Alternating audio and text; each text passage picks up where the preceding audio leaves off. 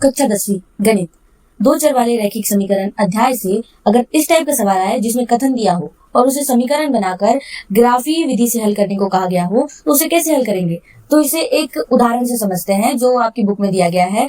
तो प्रश्न कहता है कि कक्षा 10वीं के 10 विद्यार्थियों ने एक गणित की पहेली प्रतियोगिता में भाग लिया। यदि लड़कियों की संख्या लड़कों की संख्या से 4 अधिक हो तो प्रतियोगिता में भाग लिए लड़कों और लड़कियों की संख्या ज्ञात कीजिए। तो यहाँ हमको लड़कों की संख्या और लड़कियों की संख्या कितनी है ये नहीं पता है और हम जो चैप्टर पढ़ रहे हैं उसका नाम है दो चर वाले रैखिक समीकरण। तो सबसे पहले हम मान लेते हैं कि लड़कियों की संख्या, क्योंकि वो पहले दिया गया है उसकी बात पहले की गई है, तो लड़कियों की संख्या बराबर x मान लेते हैं तथा लड़कों की संख्या को मान लेते हैं हम y। ठीक है, तो लड़कों की संख्या बराबर y। ठीक है, अब हमको यहाँ दो समीकरण चाहिए। ठीक है, तो प्रश्नानुसार प्रश्न में कहा गया था कि 10 लड़के और लड़कियों ने गणित की पहली प्रतियोगिता में भाग लिया। अब 10 लोगों ने भाग लिया तो उसमें लड़कियां भी थी और लड़के भी थे और लड़कियां को हमने क्या माने हैं x और लड़कों को y, तो बराबर 10। ये हो गया हमारा समीकरण नंबर 1। अब पुनः प्रश्नानुसार, ठीक है, पुनः प्रश्नानुसार अब जो है दूसरा समीकरण बनाना है। तो दूसरी जो लाइन है उसमें कहा गया है कि जो है वो लड़कों की संख्या से 4 अधिक है। तो लड़कियों की संख्या को हमने माने हैं x और ये जो है वो लड़कों की संख्या से 4 अधिक है। तो लड़कों की संख्या को हमने क्या माने y, लड़कों की संख्या को हमने माने थे y और उसमें 4 जोड़ देंगे तो लड़कियों की संख्या हमको मिल जाएगी। अब ये जो पहला समीकरण है इसमें बराबर के बाद क्या है एक अचर पद है, तो इसमें भी बराबर के बाद एक अचर पद होना चाहिए। तो इस y का इधर पक्षांतर कर देंगे x माइनस y बराबर 4। ठीक है, अब हमारे पास ये हो गया समीकरण नंबर 2। दो समीकरण बन गए हमारे पास। अब दो समीकरण बन गए हैं तो अब हमको दो बिंदु भी चाहिए होंगे, क्योंकि जो रेखा है हमको ग्राफ बनाना है तो ग्राफ के लिए रेखा चाहिए और रेखा चाहिए तो उसके लिए हमको दो बिंदु चाहिए होंगे। कितने बिंदु? दो बिंदु, क्योंकि दो बिंदुओं से ही एक रेखा बनती है।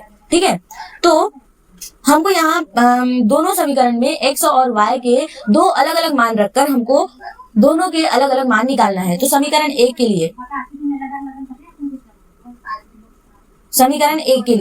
x और y, ठीक है, तो इसके दो मान निकालने हैं हमको। अब मान लो कि समीकरण 1 बोल रहा है तो समीकरण 1 में हमने x को जो है 7 मानी तो y का मान कितना आएगा 3, और अगर x को 5 मानते हैं तो y का मान भी 5 आएगा। तो हमने 2 निकाल लिए। अब समीकरण 2 के लिए किसके लिए? समीकरण 2 के लिए। अब इसमें भी x और y के दो अलग अलग मान।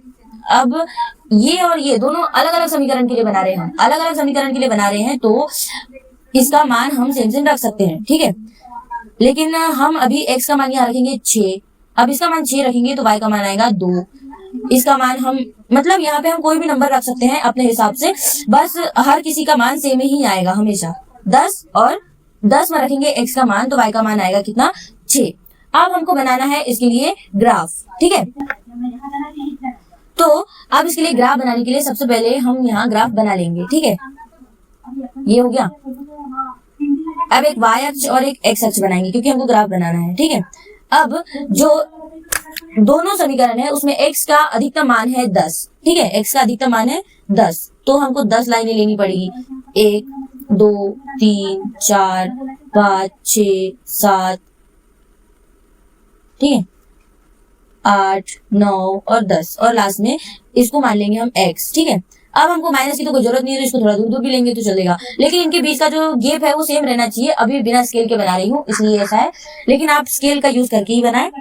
इधर x, ठीक है, अब ये जो है ये y अक्ष है और y अक्ष है तो इसको y और इसको y डेज मान लेते हैं।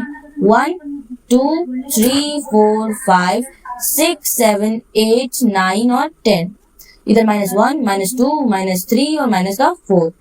ऊपर y का मान अधिकतम मान कितना है हमारे पास 6, तो 6 तक मानना पड़ेगा हमको।